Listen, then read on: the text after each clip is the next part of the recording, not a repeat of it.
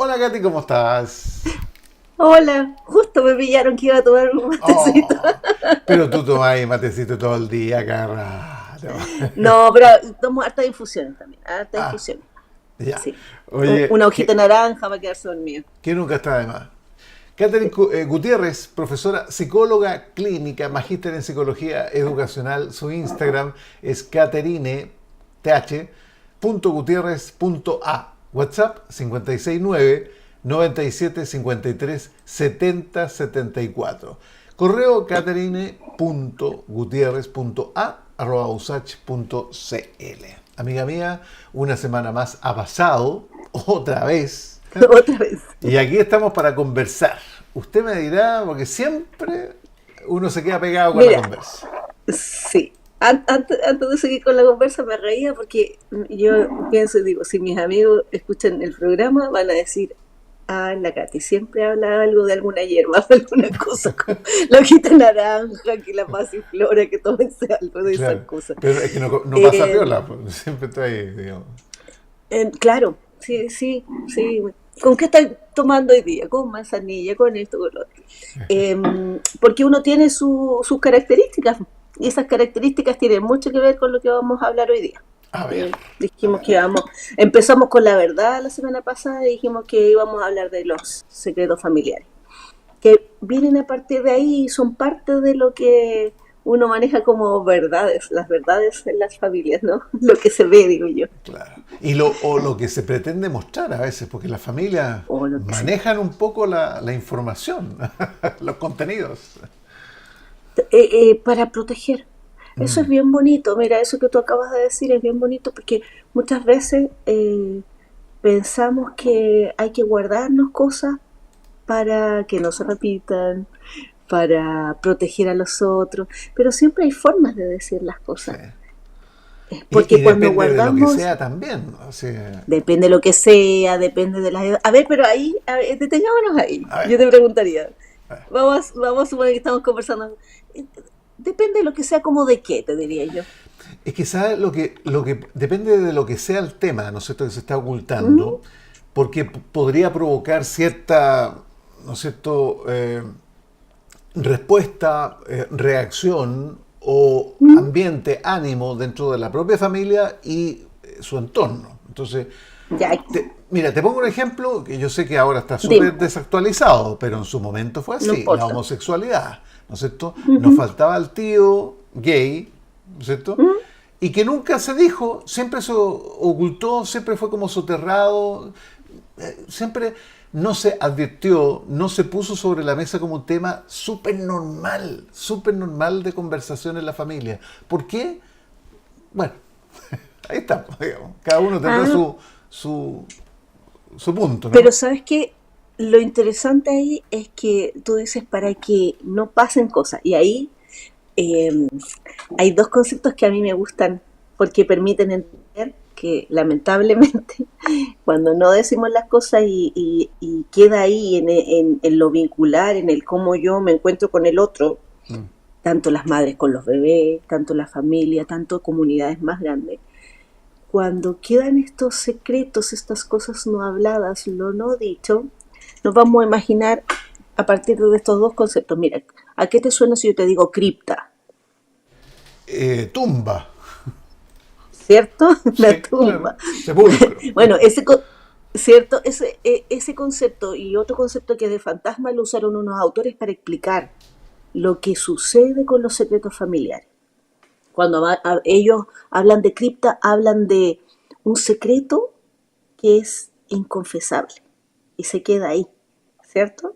Y bueno, hay familias que dirían, bueno, pero se quedó ahí. Uno misma podría decir, ah, Claro. bueno, pero eso fue los abuelos, de los bisabuelos, de los tatarabuelos. A mí me gusta harto la genealogía, entonces hago ahí, trabajo ahí, hartas cosas. Pero resulta que estos autores también hablan de este otro concepto que te dije que es el fantasma. Y es muy interesante, ¿por qué? Porque de alguna manera el afecto que está puesto ahí, lo que sucedió, sucedió, el cómo se oculta también, eso crea muchas veces, digamos que desórdenes. Me gustaba mucho, el otro día escuchaba un autor, eh, Humberto Persano, que él trabaja, es argentino y trabaja mucho con lo que tiene que ver con desórdenes, dice el alimenticio, por eso no decía trastorno, porque claro, eh, las familias, cuando hay estos secretos, ¿qué pasa? Te desordenas, pues, Jorge. Hay un desorden en el Mm. vínculo, porque tú tratas, supongamos que son los abuelos, los que no sé, que a mí me pasa cuando trabajo con otras personas en esto de la genealogía, que me dicen, ah, pero es que ¿sabe qué? No puedo encontrar a tal persona porque resulta que es mi abuelita me contó que ella era hija de otro señor que nunca supo el nombre y a ella Claro, la pasaron en el civil, ¿te fijas? claro, Cuando claro. pasaron a todo el mundo. Pero resulta que ella tiene o se mueve en lógicas que a veces la familia no comprende. Hace muchos años me lo explicó a mí una psicóloga jovencita, yo en ese tiempo a veces no hacía clases, y hablando sobre un estudiante, yo le dije, ¿sabes qué? Yo le invité a mi sala, me gustaba invitar a mi sala, y me llevaba re bien con los psicólogos no sé por qué. Le invité a mi sala y le dije, ¿puedes ir y mirar? Le dije, porque, mira, era un curso pequeño y yo no hacía, era pequeño para mí, 10 años, 11 años, y yo no tenía tanta experiencia con los más chicos. ¿Me puedes ir a mirar? Le dije, porque ¿sabes qué? Todos en el aula éramos como una familia ya. Sí, al final, de alguna manera, los profesores queramos a veces o no decirlo e incluso aceptarlo, nos vinculamos a nuestros estudiantes en una función de padre o de madre. Sí. Entonces, era como esta familia que funcionaba bien, pero tenía este niño que siempre, me acuerdo, les ponía lápices en la silla a los compañeros para cuando se iban a sentar. Yo decía, estas cosas son raras, golpeaba mucho, no hablaba conmigo, me costaba mucho que él se vinculara conmigo.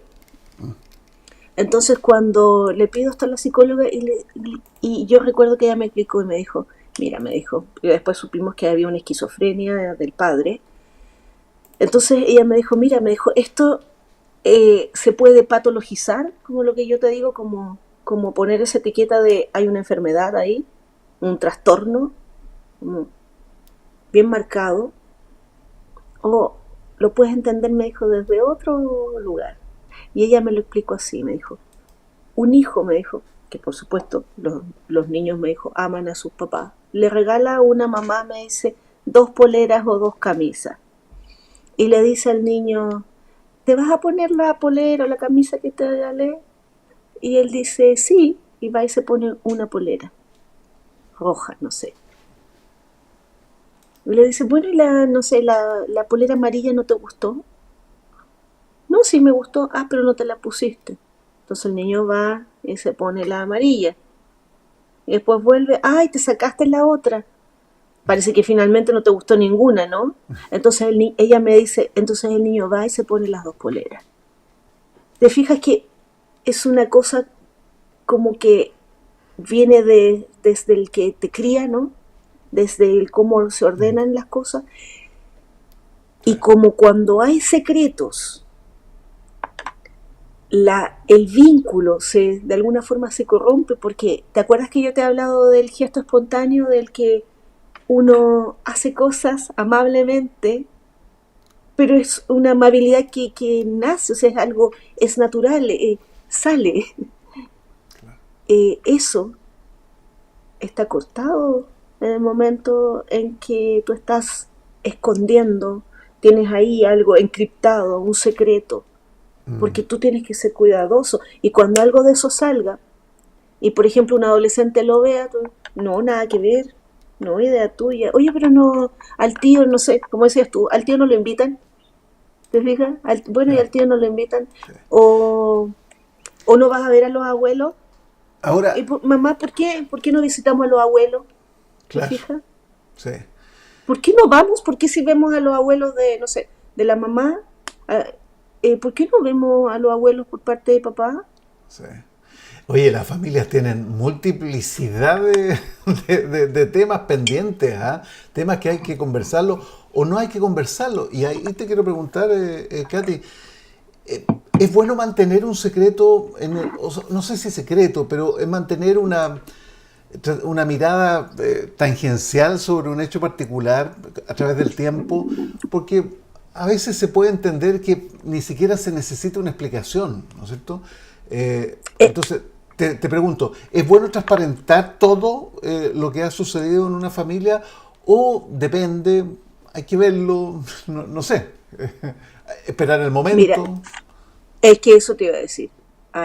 Siempre esto es una cosa de que es bien, se remite a cada familia, ¿no? Y a cada sujeto, a la edad, ¿cierto? Es que siempre hay formas, Jorge, Mm, formas de decir y hacer las cosas. Mira, te voy a poner un caso de que yo conocí de muy cerca, hace muchos años, de adopción.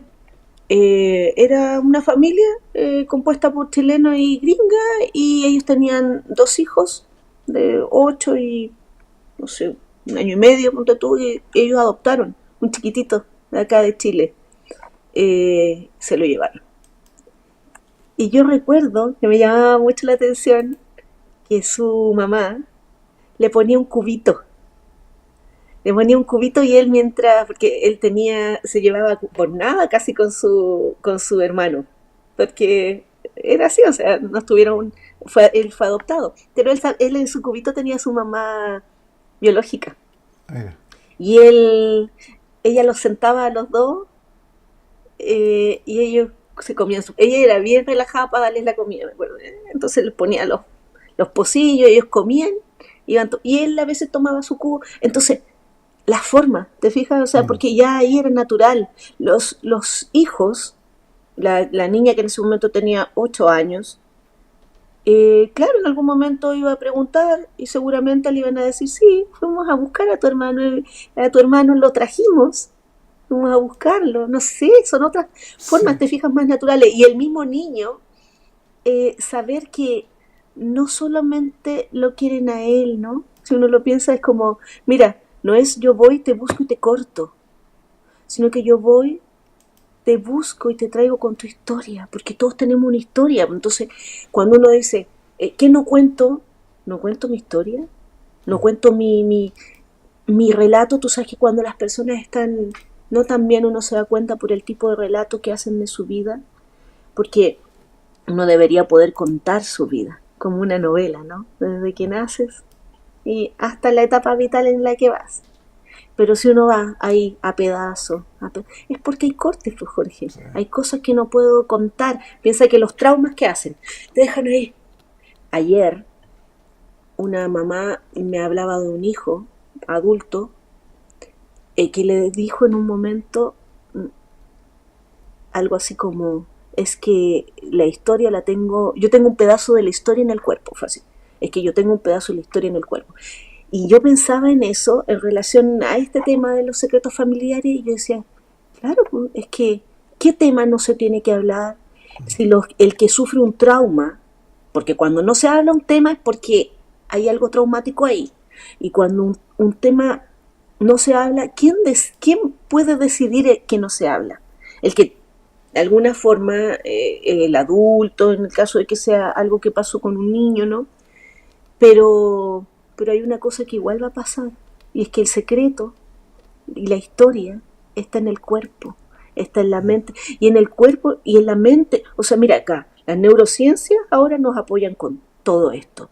Eh, el psicoanálisis, que es el enfoque de lo psicodinámico, que es cómo se mueve tu psiquis, y también cómo, ¿cierto? Lo neurobiológico también tiene un correlato ahí, también te dice algo. Ayer hablaba con la mamá de una paciente y me decía, no, es que hace mucho tiempo, yo le dije a una psicóloga, me decía que ella tenía eh, muchas manifestaciones cutáneas, me dijo, y le dijeron, no, eso no tiene nada que ver. Oye, pero si el sistema nervioso vegetativo reacciona cuando nosotros no podemos decir, Claro. ¿te fijas? Entonces, hoy día nos encontramos con, oye, un montón de que fibromialgia, cuántas enfermedades autoinmunes. De hecho, yo siempre así como ya, no desde la psicología, pero igual desde la psicología, yo digo, ay, digo, ¿en qué tiempo lo trataron de matar? como cuando las personas tienen tanta enfermedad autoinmune, porque tú te atacas a ti mismo. ¿Por qué quieres atacarte a ti mismo? O sea, hay cosas que a veces están veladas como secreto en nuestro propio cuerpo. Porque si yo tengo un paciente, no sé, que me dice, no, es que tengo, por ejemplo, relaciones sexuales habitualmente no tengo ninguna protección. ¿A qué está jugando, no? Y depende del grupo al que pertenezca. ¿A qué está jugando? ¿Una ruleta rusa? ¿De qué forma está buscando morir? En pacientes incluso más graves, eh, algunos hablan de promiscuidad, otros como personas que están amables y se dan tanta cuenta de lo que hay ahí, de los dolores que hay detrás de esto. Por ejemplo, mira, en el caso de las bulimias habitualmente tienen muchas parejas, pero porque hay no queda inscrito como, ¿te has fijado que siempre hablan de comer mucho, ¿no? O tener esos atracones y después botarlo todo. Ujú. Eso mismo sucede aquí y eso mismo sucede acá, por eso te digo que es vincular, porque no recuerdan casi el vínculo, entonces en esta búsqueda de afecto es muy triste, Jorge, porque son desórdenes secretos que están ahí que no permitieron que estos seres humanos se vincularan con el primer otro, ¿no? La madre. Sí.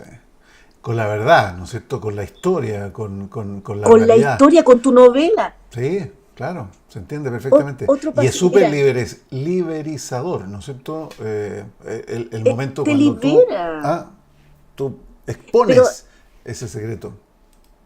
Pero ¿sabes qué? Claro, eso es liberador quizás para la familia, pero el cómo esto se sana, Jorge, es tan pausado, eh, y es un momento en que como terapeuta uno no tiene que perder la esperanza y tiene que usar la paciencia como herramienta, porque, por ejemplo, en el caso de la anorexia, son pacientes donde tú tienes que buscar lo distinto, porque esto es algo que, un ciclo que se repite, cuando ellos te hablan es siempre el mismo relato, su expresión es la misma. Entonces, todos estos secretos familiares terminan teniendo este tipo de desórdenes, ¿te fijas? Psicosomático. Porque,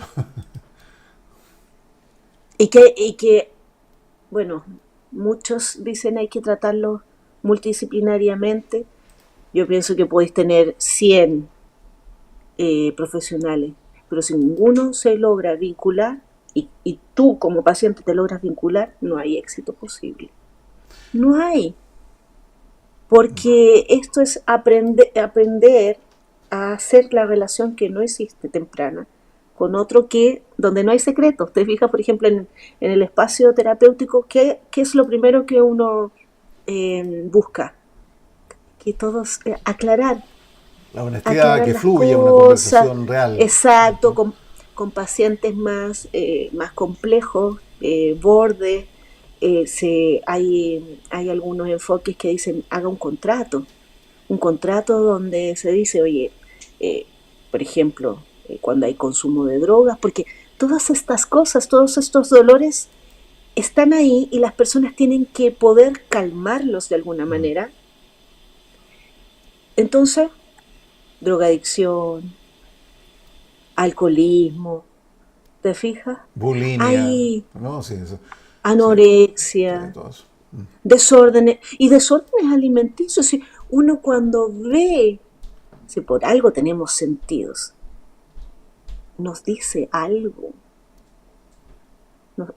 Hay algo que nos está diciendo que uno no quiera verlo o que no quiera arreglarlo en ese momento, bueno, eso es otra cosa. Pero por lo menos los psicólogos no nos podemos hacer los lesos, ¿no? Hace unos días alguien me contaba, cercana, me decía, me hizo súper bien esa psicóloga o ese psicólogo porque me enseñó, era de otro enfoque este psicólogo, me enseñó, decía, a visualizar y yo pude subirme a ese avión. Y claro, en ese momento para esa persona, yo lo pensaba así, qué bueno, porque era alguien que me lo estaba contando, no como psicóloga, qué bueno, le decía, mira qué bueno. Y claro, y qué bueno lo que hizo ese colega, esa colega en ese momento desde su enfoque, porque era lo que esa persona necesita, pero porque ahí yo sé que hay otras cosas, porque alguien que no puede, te fijas, moverse libremente de un lugar a otro, tiene un vínculo donde hay algo que está atado, ¿no? A la familia, al padre, a la madre, no lo sé, Pucha, está pero bueno te el fijas que todo tema, tiene ahí Buscate. algo detrás. Nos está pillando la hora, pero mira, No, de verdad. sí, no, sí, se nos termina el Ya, pero programa. ya. No, hay una cosa que es súper importante. Cuando tú no dices los secretos, lo vamos a hablar, vamos a seguir con este tema la ¿Mm? próxima semana. Cuando tú no dices un secreto o lo niegas, eso se llama desmentida o le llamamos la desmentida y eso trauma. El no reconocer que alguien pasó por un hecho traumático es Claro. doblemente traumático. Sí, Eso claro. es lo que trauma. El El no negacionismo, ¿no? reconocer el dolor. Sí. Sí, así le llamamos nosotros, desmentir. Oye, y otra cosa muy, muy breve, ¿no es cierto? Hay que esperar el momento, comunicarlo de ciertas maneras, que lo podríamos conversar próximamente, en Ujú. la edad correcta también, porque una explicación para un niño, para un adolescente, puede marcarle también si es que no es comunicado de buena manera. Y otra cosa, Es la forma, es la forma. Y otra es cosa, la los forma. secretos muchas veces hay que conversarlos porque no son secretos, ¿ah? Son secretos a voces, como se llama, ¿no es cierto? Toda la familia sabe por qué Porque el está, tío no se junta con el otro, porque hubo una pelea, una infidelidad, qué sé yo, todo el mundo sabe. Entonces, ¿por qué no exactamente, comunicarlo, volcarlo, echarlo fuera? Va a servir, es resiliente. exactamente. Ya. Bonito como lo dice Jorge, con fuerza. Oye, llegó la hora. Vamos a seguir Katy, hablando de este tema, sí. pero genial, me gustó muchísimo. Katy Gutiérrez, profesora psicóloga clínica, magíster en psicología educacional. Si le interesan estos temas, necesita su asesoría, su participación por algún caso en puntual, ahí está el WhatsApp de contacto que es el 569 97 53 70 74. Nos vemos la otra semana, Katy. Nos Cariño. vemos. Chao a todos.